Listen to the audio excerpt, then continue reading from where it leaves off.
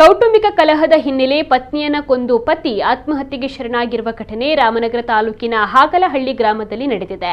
ನವೀನ್ ಕುಮಾರ್ ವತ್ಸಲ ಮೃತ ದಂಪತಿ. ನವೀನ್ ಹಾಗೂ ವತ್ಸಲ ಕಳೆದ 8 ವರ್ಷಗಳ ಹಿಂದೆ ಮದುವೆಯಾಗಿದ್ದರು. ಈ ದಂಪತಿಗೆ 7 ವರ್ಷದ ಹೆಣ್ಣು ಮಗು ಕೂಡ ಇದೆ. ಸಣ್ಣ ಪುಟ್ಟ ವಿಚಾರಕ್ಕೆ ಪತಿ ಪತ್ನಿ ಜಗಳವಾಡ್ತಾ ಇದ್ರು. ಕಳೆದ ವಾರ ದಂಪತಿ ಗಲಾಟೆ ಮಾಡಿಕೊಂಡು ಮಹಿಳಾ ಠಾಣೆಯನ್ನ ಮೆಟ್ಟಿಲೇರಿದ್ರು. ಇಂದು ಗಲಾಟೆ ವಿಕೋಪಕ್ಕೆ ತಿರುಗಿ ಪತ್ನಿಯನ್ನ ಕತ್ತು ಹಿಸುಕಿ ಕೊಂದ ಪತಿ ತಾನು ಕೂಡ ಆತ್ಮಹತ್ಯೆ ಮಾಡಿಕೊಂಡಿದ್ದಾನೆ.